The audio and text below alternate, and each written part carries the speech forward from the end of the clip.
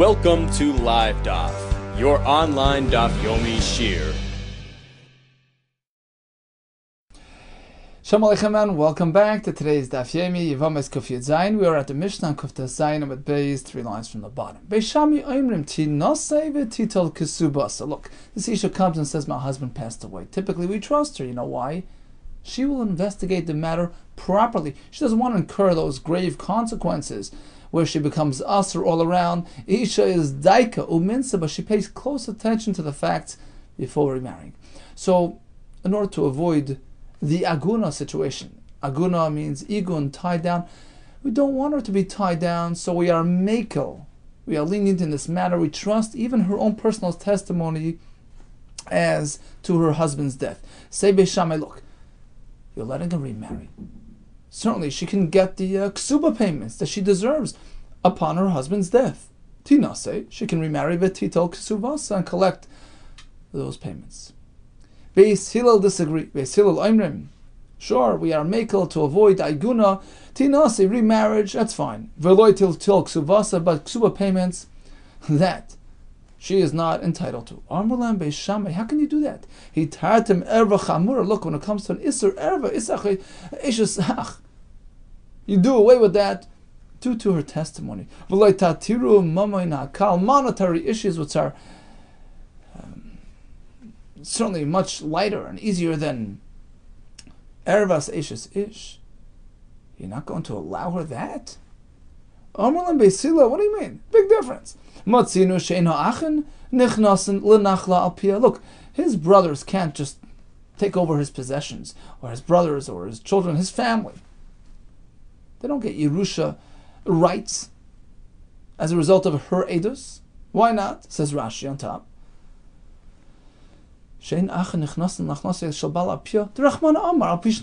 Look, you need to aid him when it comes to ruling on money matters. Okay? Sure. Pertaining to her remarriage abilities, yeah. That we are mater because iguna compels us to do that. So that's an exception. But otherwise, monetary issues, for that you need proper edus and a proper bezdin. So sure, remarriage, that's okay, but collection of her ksuba payments, that she is not entitled to. Continues the Mishnah. Amrulam Beis Shammai. Beis Shammai respond further. Take a look at her ksuba. V'aloi mi sefer ksuba nilbait. What does it say inside her ksuba? What does husband promise wife? Shu kosev. He writes her as follows: Shemtin nasi la'acher titli mashe kosev lechi. When you marry that other person upon his divorce or death, husband dies, husband divorces, you go marry somebody else, and you get your ksuba. It's inseparable. It's one and the same privilege. In this case, she can remarry, and she gets her ksuba. Oh, that did the trick. V'chazru Beis Hillel, l'hoyro is kedivrei Beis Shammai. Beis Hillel reverted to Beis Shammai. Sure, she has heter nisun. She has ksuba collection rights. Amar Rav Chizda. Although we speak about a regular remarriage, this applies to Yibam as well. Nisyabma. She comes and says, my husband passed away. We know she has no children. She goes over to the brother-in-law for Yibam. Yevama, her Yavam, who generally takes over her departed husband's properties, right? That's part and parcel of the Yibam process. He is Yeresh Nichse Ames, in this case as well. Nichnasla Nachla Alpia. He gets the Nachla. Why? What right does he have to get that nachla? Very simple. Says Rav Chizda, Heim darshu medrash ksuva. They learned from the lashon the ksuva. Remarriage and ksuva payments go hand in hand, right? Anu loy nidrash midrash Torah. Shall we not learn based on the psukim? What does the pasuk say? Yevama yavi aleh. You do yivam, you get his properties, you get his yerusha. You're establishing his life. You get everything. His wife is Yerusha.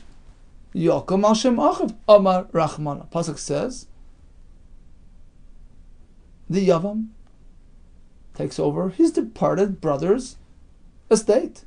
Varikam, look, he did Yibum. He deserves it. You can't separate the two matters. It's one and the same process. Amar Nachman, Bas lebezdin va'amra. Isha comes to Bezdin and says, Meis Bali, my husband passed away. Hitiruni linase. Allow me to remarry. Okay, Matir oisali nase. We allow remarriage. V'noisnu la ksubasa. And she gets ksuba payments as well, as we learned in the Mishnah. But she comes and says, Tenuli ksubasi. Rabbi Sai, my husband passed away. Can I have the ksuba payments? Apparently, that is her interest. Her primary interest here is the monetary claim of the ksuba payments, and for that you need Edom.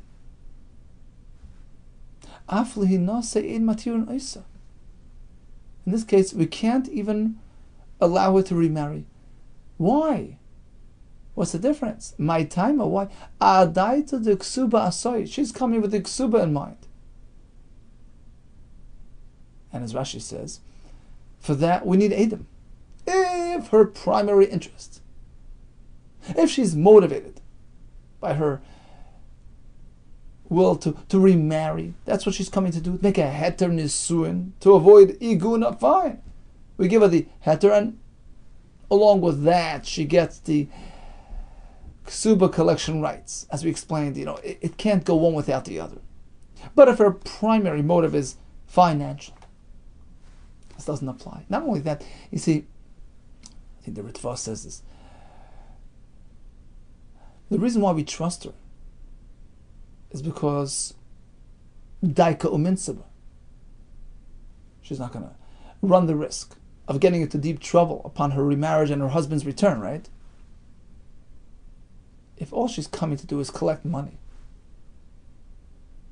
she's not running much of a risk. If that's her primary interest and intent, we no longer have the svara of daika uminsman, we can't allow anything. Okay, so this is pretty clear. She wants to remarry, we allow remarriage and ksuba. She wants to get ksuba, that's all she says. Give me the ksuba. Sorry, not today. Here comes an interesting question. Let's say she says both. Hitiruni linase, utnuli ksubasi. Can I remarry? Can I get my ksuba? Mahu. How do we treat this case? Given the amra ksubasa, perhaps since she mentioned financial interest, she mentioned ksuba payments, adaita the ksuba asai. That's indicative of her financial motive here, and we cannot accept the edus. Or perhaps you can say her primary interest was remarriage. Why then did she mention ksuba? She spelled it all out. Package deal. Call immediately the isla inish. Whatever is on a person's heart, Amalula Beidina, he'll tell the Bezdin, let me remarry, give me the ksuba. But her ikar is remarriage. And if you'll say that indeed we'll take a positive view, Kol mili the isla inish. Whatever sits on a person's heart, Kol mili the isla inish, Amalula Beidina, he'll generally convey to Bezdin. So it'll allow her to remarry. What if she reverses it? First she says ksuba and then she says remarriage. Tnuli ksubasi and then vitiruni linase mao. How would you treat this case? Does it change or not? It sounds like she's certainly coming for the ksuba payments. That's her primary interest here. That's her motivating drive. So you can't allow that. Or perhaps you can say, you know what, maybe she thinks in order to be mutter, she has to collect her ksuba. It's part of the heta process. She really wants to remarry.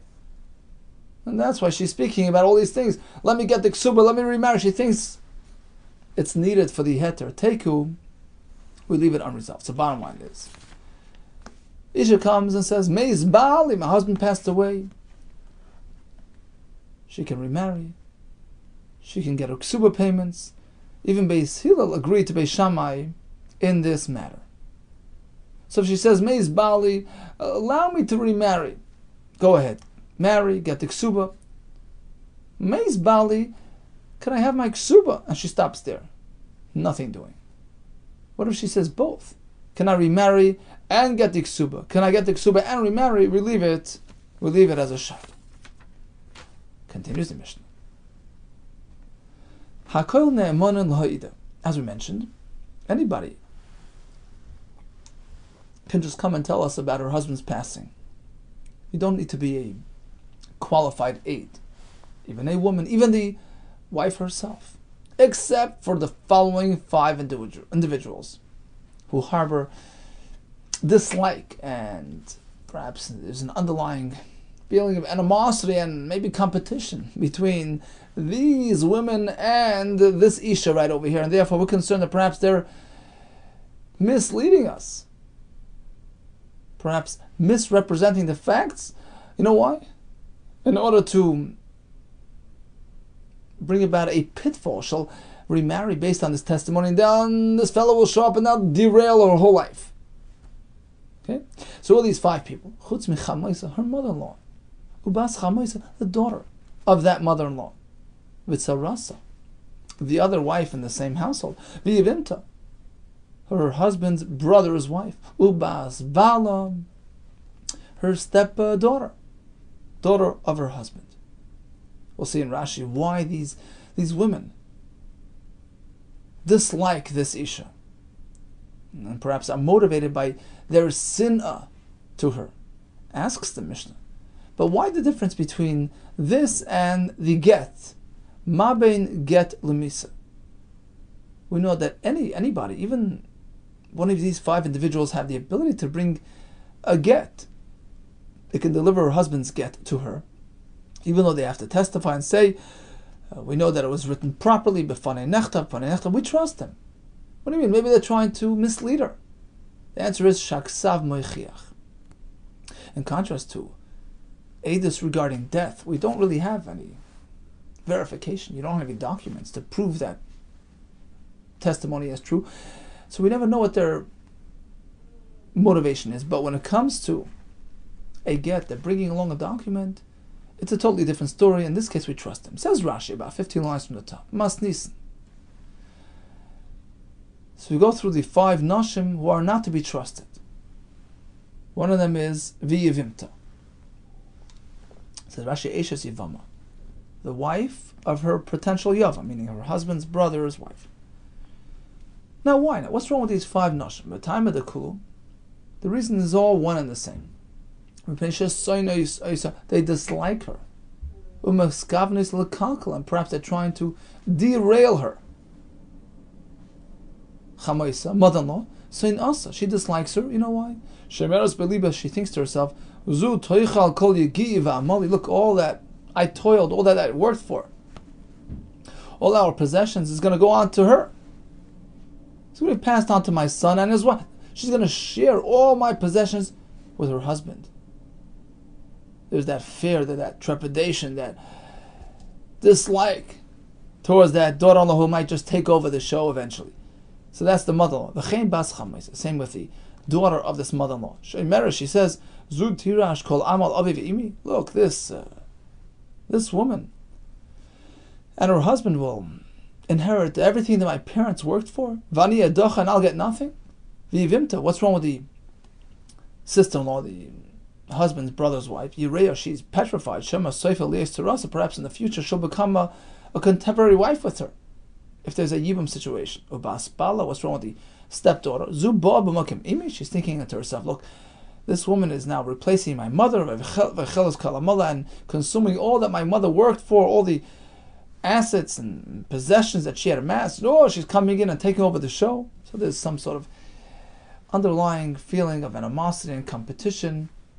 And therefore, all these women are not to be trusted when they come and say, well, we know your husband passed away, you can go remarry. Perhaps they are deliberately misleading her. Asks the Mishnah, Ma ben get lemisa. When it comes to Misa, we don't trust. When it comes to get, we believe. The Omer Perek Bez de Gittin. Afa Noshim, Sheina Monos Lemon Bez Baila.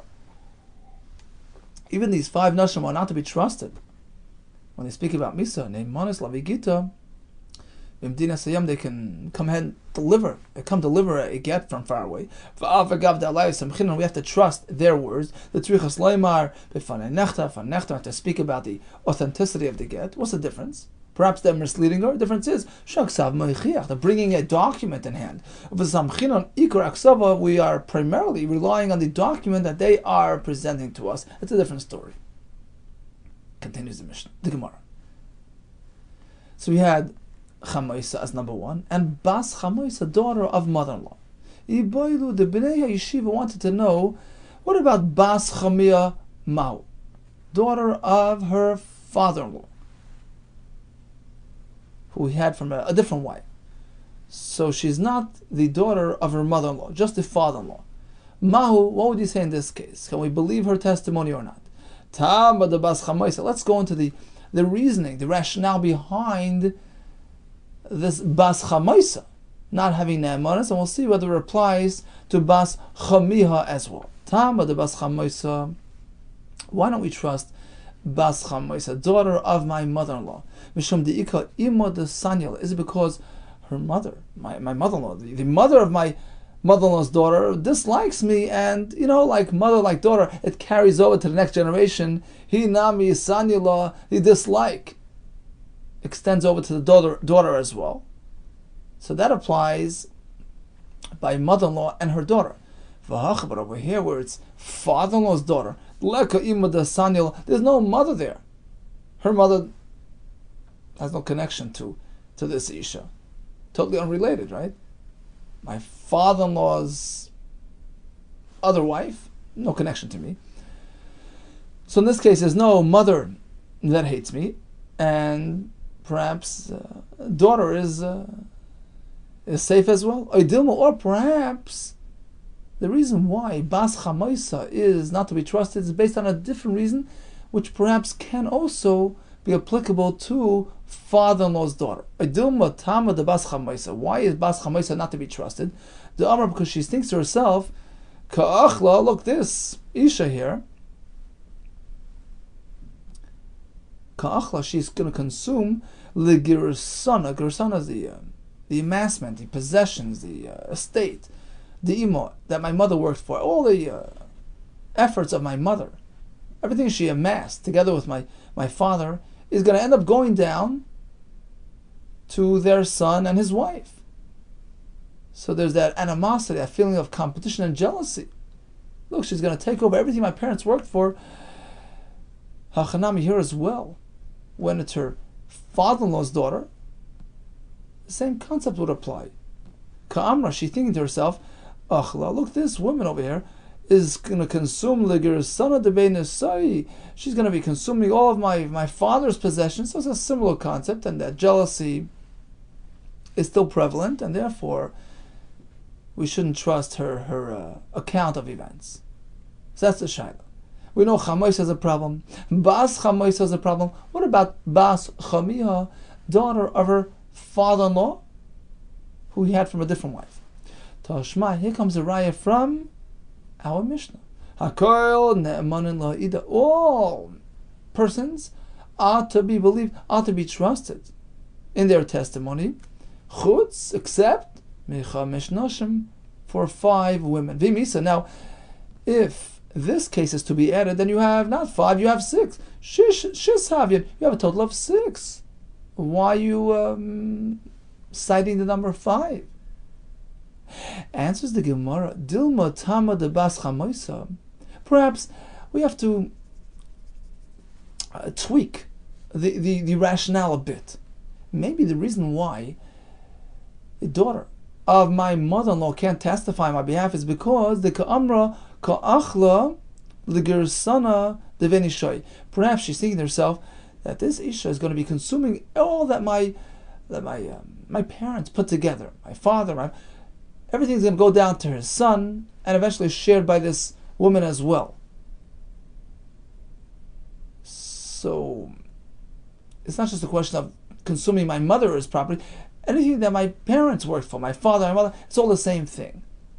And if that's the underlying reason for her jealousy, then Loishna, it really doesn't make any difference if it's bas chamoisa, whether it's her mother-in-law's daughter who's concerned about her parents' possessions going over to this woman, v'loishna bas chamia, or it's her father-in-law's daughter. Either way, they're thinking alike, and thinking along the same lines. Whatever my parents put together is going to eventually be transferred to her. There's that feeling of jealousy, competition, dislike, animosity, and we're concerned about her motives. Okay, so really we had a shaila and we left it unresolved. Asks the Gemara a brand new kasha. The Mishnah speaks about 5 people, right? V'anan, Tanya, we have a brisa which gives us the number 7. Chutz misheva nashim. We accept 7 women. How do you get to 7? Hahi Rabbi Yehuda. That's Rabbi Yehuda speaking, who adds another 2. You see, in the Mishnah we speak about mother-in-law. You also speak about bas bala, which is husband's daughter, stepdaughter. Rabbi Yehuda adds another 2. The Sanyo, Rabbi Yehuda Moisif, Av Eshes Av. Not only stepdaughter, Eshes Av as well. My father's wife, stepmother. So it's pretty much a 2-way street. Stepdaughter with stepmother. That's number 1. Ve'akala. A second isha that he asked to the Mishnah is kala, which is daughter-in-law. The Mishnah speaks about mother-in-law. He speaks about the flip side of that, which is daughter-in-law. So it's not 5, but 7. Amrullah, the Chachamim respond, it's already included in the Mishnah. Eshes Av. You add stepmother. Harihi b'chlal bas habal. Isn't that the flip side of stepdaughter? And you add a kala, daughter-in-law. Isn't that the flip side of mother-in-law? Harihi b'chlal chamoisa. Don't add more to the Mishnah. It's automatically included. Animosity is a 2-way street. If she dislikes her, we can assume that she dislikes her as well. Mother-in-law, daughter-in-law, stepmother, stepdaughter. Where Rabbi Yehuda says, look, not necessarily. Is it included in the Mishnah? And I have to add it. You know why? Because the reason for the dislike in the Mishnah is based on monetary issues, as we explained. She's going to consume, she's going to take, she's going to eat. And perhaps that only applies one way. And therefore, I had to add the other side as well for a totally different reason. Meaning the dislike is based on a totally different set of rules. Let's explain. Rabbi Yehuda says like this. We understand why mother-in-law, Sanya Lolakala, dislikes daughter-in-law. As we explained, the Ka'amr, because she's thinking to herself, Ka'achla l'gersani, the daughter-in-law with her husband are going to chew away everything that I put together, everything that I brought from my parents' home. That's what Rashi explains. Gersana, the Ima means whatever the wife brings into the marriage, right? All the assets, we call it Nechsetzon and Barzal. Everything's going to end up in my daughter-in-law's hands. That's the reason for her sinah. That's really a one-way concern. It only applies from mother-in-law to daughter-in-law. She's going to be on the receiving end of my possessions. Elokala, my time, but why would this be a reason for daughter-in-law to dislike mother-in-law? She has no such concerns. Mother-in-law is not taking away daughter-in-law's possessions.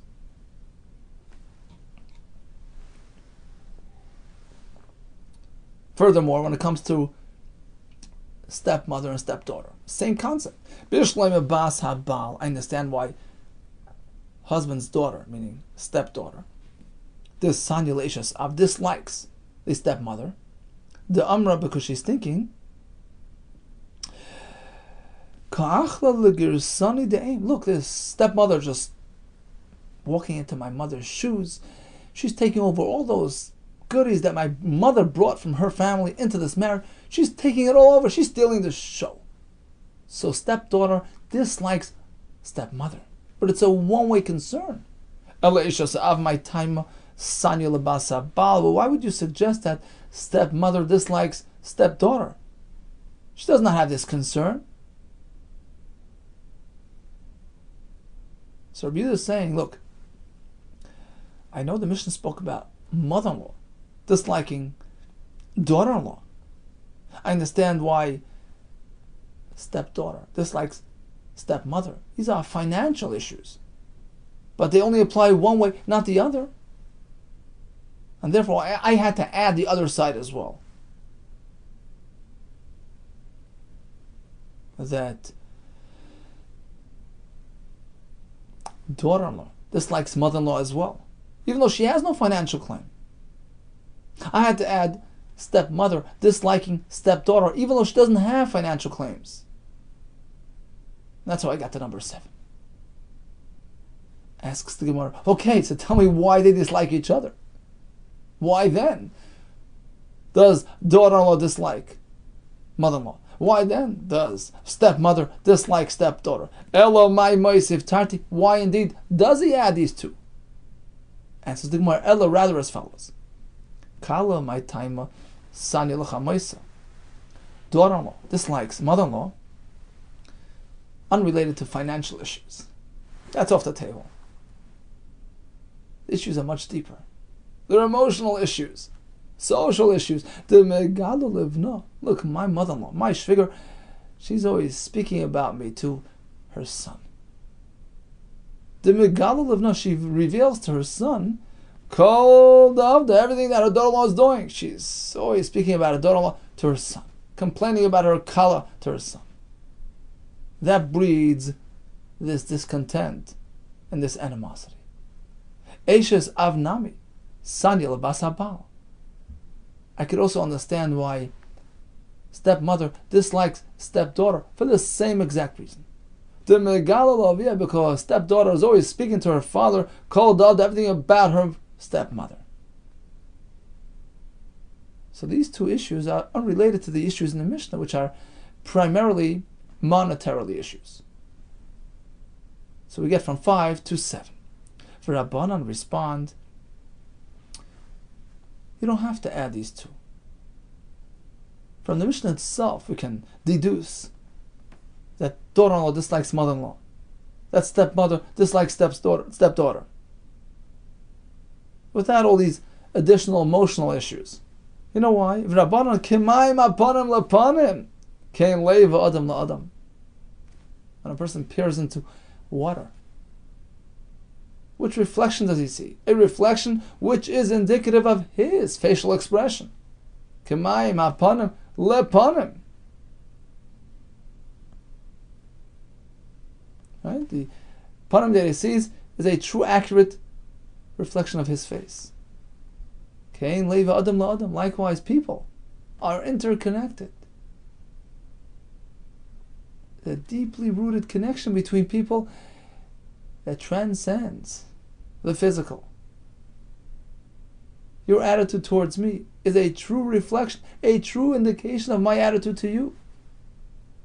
Therefore, say the Rabbanan, look, if there's animosity one way, be it for whatever reason, even financial, automatically that will breed a corresponding reaction on the other side. And if mother-in-law doesn't like daughter-in-law, automatically it's going to create a reverse effect as well. The kala will not like chamoisa. It's just an automatic response.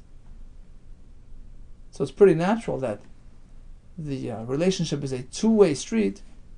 If one doesn't like the other, it's going to create a corresponding reaction on the other side as well. You don't have to add more to the Mishnah. It's self-understood. For Rabbi Yehuda, what does Rabbi Yehuda do with that pasuk? Apparently he doesn't subscribe to this concept. He says, look, it's not automatic that if you dislike the other fellow, the fellow will dislike you. That applies to Divrei Torah. Let's see Rashi. So when you see the lines widening, it's about 3 lines before that. Rabbanan kamayim apanim lepanim. It's a pasuk.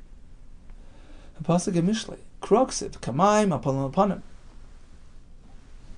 Kamayim alolo she'adam tzeifa behen v'roy ben panim kefanav. Just like water, when you peer into it, what do you see? A true, accurate reflection of your present mood. Imu seichek, if you're smiling, heim seichek, the reflection smiles back to you. Imu aikem, if you're showing some discontent, heim akumais, you see the same thing in the water. Kein leva adam la adam, same thing with people. Adam ha'acher. Imu oyev ezeh, Reuven likes Shimon. Gamazeu Ayavai. Shimon likes Reuven. If Reuven dislikes Shimon, Gamu Sinai, likewise Shimon to Reuven. Hilkach. Therefore, say the Rabban, there's no need to add two more to the list in the Mishnah. It's inevitable that everything is a two-way street. Once you tell me that the Chamoisa is untrusted because of the financial issues she has with the daughter-in-law, automatically daughter-in-law has the same idea with the mother-in-law. She dislikes her in return. The kivan the Chamoisa sanya lekalam shem the ka'achal gersana kalanami sani l'Chamoisa, she'll dislike the mother-in-law as well. The sani-la who dislikes her. The kivan the basa baal sani l'ishas av, same thing with the stepdaughter and the stepmother. Ishas av nami sani-la l'dita. Rabbi Yehuda says, b'divrei Torah ksif. Listen to this Rashi. K'mayim apanim applies to Torah. Lifi panim v'lei. Pshat anoisin l'Torah. The mind, the heart. That you invest in Torah,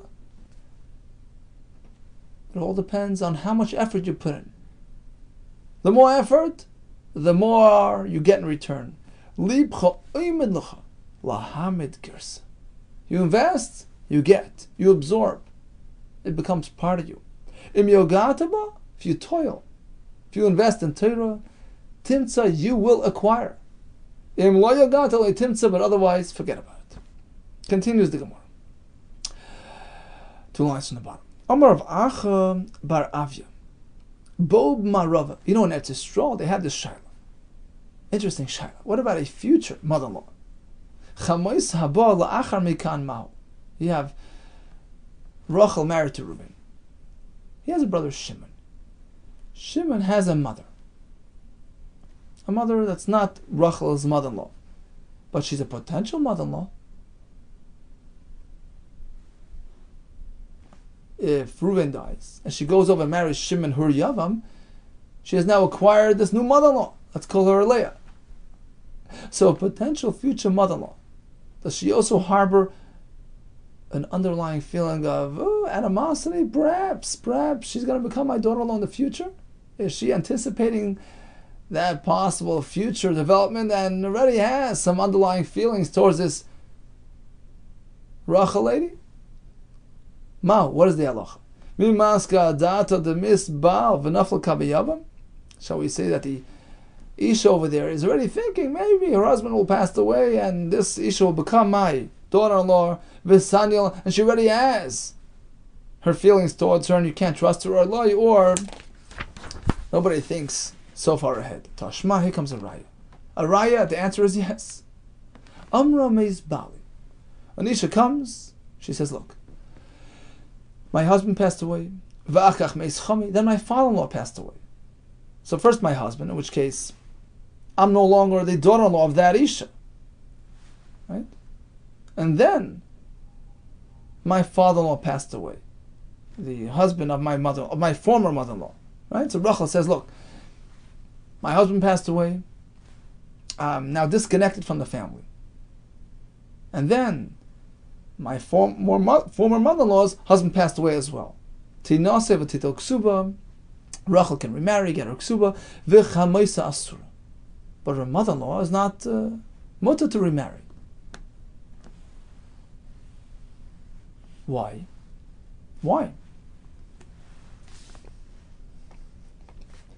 Because this Rachel was her daughter-in-law.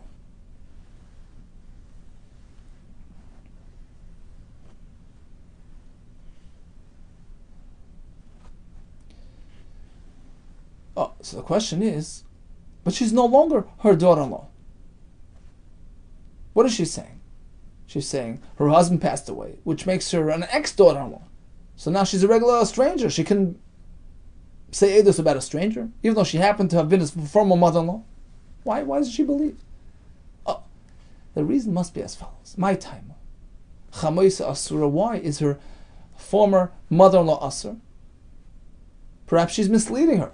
Perhaps she's trying to derail her because of her animosity, her dislike towards her. Why does she dislike her? The whole reason why daughter-in-law dislikes mother-in-law, as we explained, because she's always speaking about her to her son. Well, her son is not here anymore. Her son is far, far away. He went to Medina Sayyam, he's out of town. Lav Mishum Dabrinan. Isn't it because we speculate that perhaps Loi Bala Mais, Rachel's husband didn't die.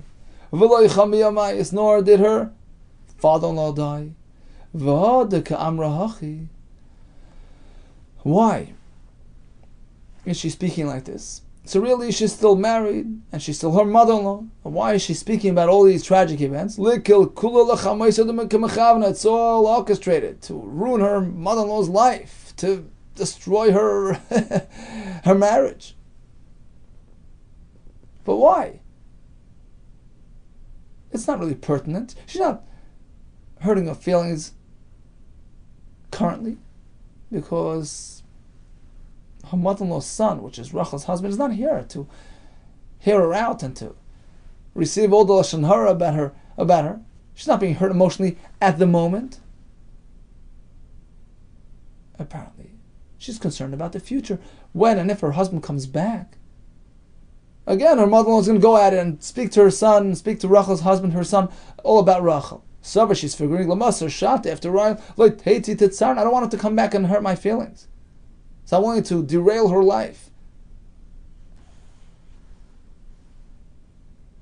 So she concocts this whole story as though this is Rachel, as though her husband passed away. This way she's no longer this woman's daughter-in-law. Now she can be made on her. She says, oh, your husband passed away. Now she'll cause her to remarry. And then everybody comes back safe and sound, and everybody's in trouble. Her mother-in-law will be totally derailed. She won't even have the presence of mind to besmirch the daughter-in-law. She'll be safe and fine. Apparently, even a future concern, a concern about something down the line, concern about being hurt by her mother-in-law, discussing her private affairs with mother-in-law's son, which is Rachel's husband. Even though it's not currently applicable, nobody's around to listen. She's concerned about the future. Here as well, in our case, perhaps she's concerned about the future. A future potential mother-in-law already has that uneasy feeling about this potential future daughter-in-law. Said to him, a big difference. How do you compare the two things? Dilma Shani Asam. There it's way different. The Ragish Lot Sarah, she already experienced that emotional pain, that discomfort. She's been living with her for 10 years as a mother-in-law. She knows what it's all about. She's just out to get her. Right? She has that bitter experience with her. So she'll do anything to avoid a recurrence of that hardship when her husband returns. Therefore, she orchestrated this whole story, concocted this whole event in order to avoid any future embarrassment. But in our case, you have an Isha happily married, and then her husband's brother is mother. She never had anything to do with her. So who's to say that there's already an animosity and an uneasy feeling between the two women? And who's to say that she's going to try to derail her? Bottom line is, Mishnah says there are 5 nashim that are not Ne'emun. Perhaps they have other objectives in mind. So we have the 5 nashim. We had a shayla about Bas Chamiyah. We added another 2 to the Mishnah. One is daughter-in-law, which corresponds to mother-in-law. And then we have stepmother corresponding to stepdaughter. Chacham say, well, it's automatically included in the Mishnah because feelings and relationships are generally a two-way street. Rabbi Yehuda disagrees, and therefore he has to add those 2 added ones and says, look, there's a special reason for those 2 on top of the ones in the Mishnah. That's because these women tend to speak to their close relative about this Isha, and that creates that animosity. Okay, what about future hardships down the road? Something which was not yet experienced, the Gemara leaves it as a shayla. Continues the Mishnah. So we know that an Eid Echad is to be trusted when he says Ruvain was mace, right? We make exception, Eidus Isha, because of Eguna, we trust him as too. So what if we have a contradiction? A stira. Eid Omer mace. When he says, Reuben comes and says, husband passed away, wife remarries. Uba Echad V'amar loy mace. Reuben said yes mace. Shimon says loy mace.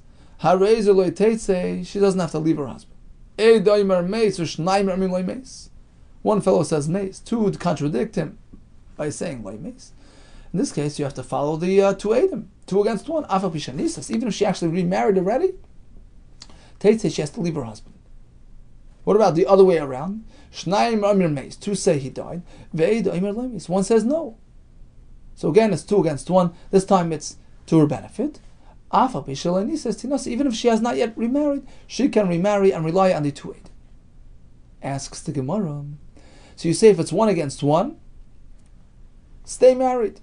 Tama denisis. That's only because she already married, based on the Eidos of Reuven. But apparently, if she has not yet married, she can't marry. Why not? If Reuven says mace, let her go with that Eidos, even though there is a fellow opposing him. Didn't Ula tell us whenever we find that the Torah trusted one aid, such as by Eidos Ish, once we accept that testimony, we treat it as 2 Adam. It's an established fact. And the next guy comes along and he disagrees.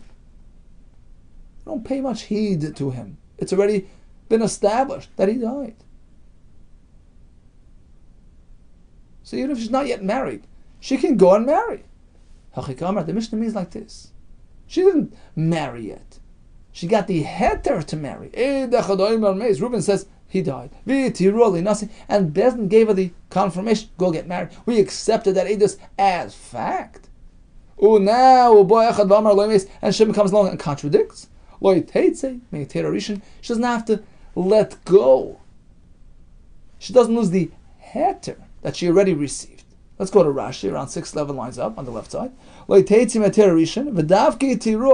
says a chiddush.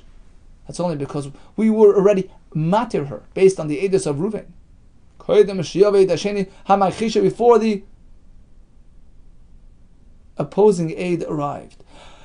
But surely if Shimon arrived before Bezdin gave the heter, so now we have a problem on our hands. Of course, Ula would agree that we can't trust the first fellow. We didn't yet give him the value of 2 Adam. We have to give him the chashivas of 2. How does that happen? We accept his testimony, we act upon, we give the heter. Once that's done, it's an established fact, we no longer pay attention to the opposing aid. But that's a chiddush of Rashi, that it has to be after the heter was issued with Bezdin. Continues the Gemara, Eidaim mace. That's how you have one fellow who says mace, and 2 oppose him. 2 against 1, 2 win. Pshita, of course. Then dvarav shel echad b'makom shnayim. The words of 1 aid have no value. One being opposed by 2. Meaning, if it's 1 against 1, once we accept the Eidos of Reuven as an established fact, and we give it the value, we value it as 2. Relative to the other individual who's opposing him, the first fellow, his Eidos has been granted chashivas like 2. But that's only because it's 1 against 1. But if it's really 1 against 2, so the Eidos of the first fellow, as important and as valuable and as trustworthy as it is, but relative to 2 real Eidim who oppose him, that's what Rashi points out, relative to 2 real Eidim that come and oppose, certainly 2 against 1 win. Why does the Mishnah even have to get into that? Apparently we're speaking with psuli Eidos. These aren't legitimate Eidim. These are people who typically are not halachically acceptable Eidos. An Isha, etc. And the chiddush is that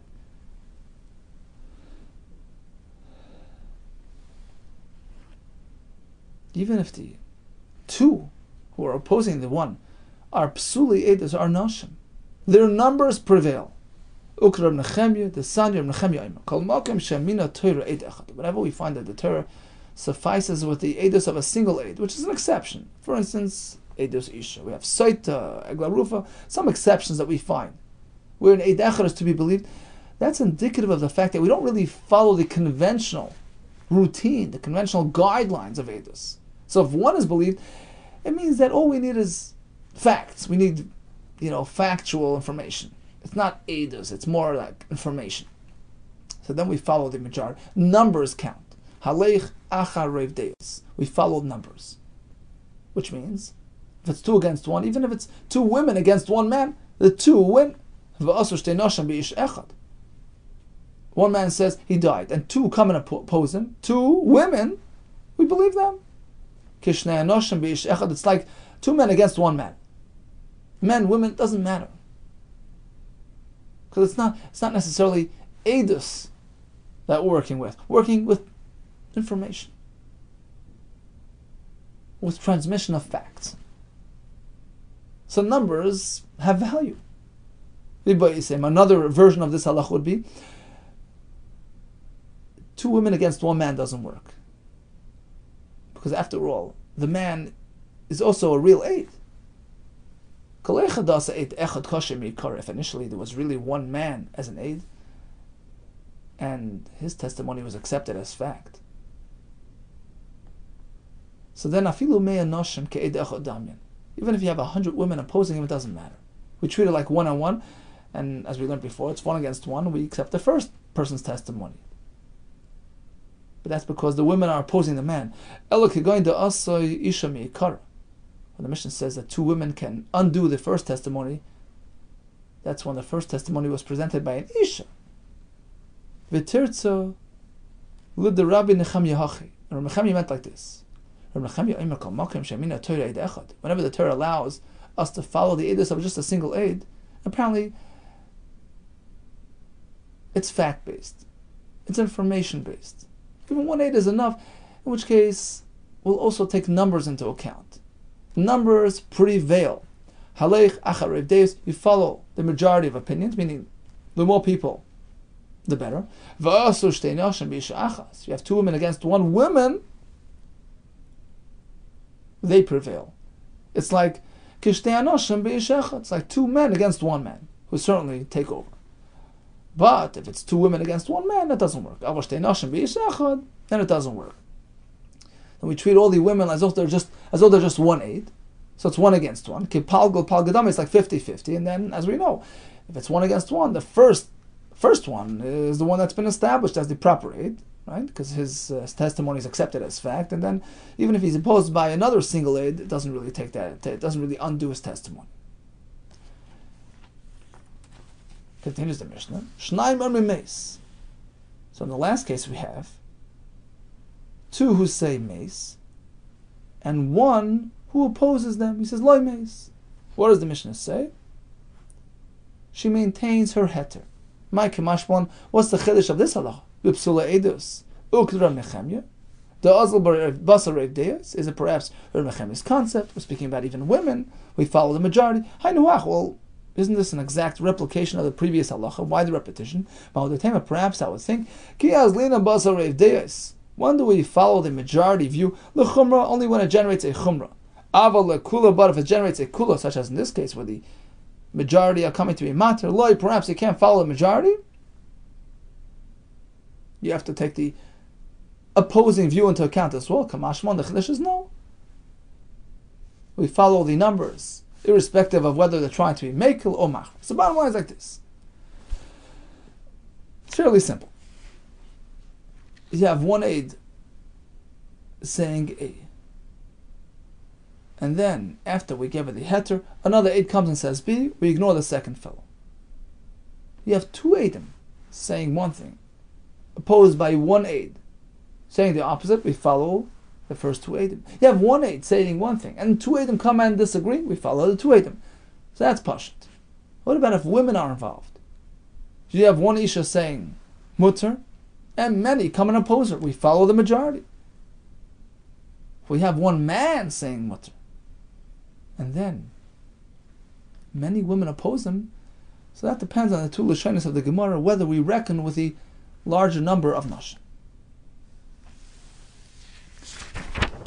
Okay, let's make a quick chazara of what we learned today. Nisha comes and says meis bal. She can remarry. Can she collect her ksuba payments? Initially, Beis Hillel say no.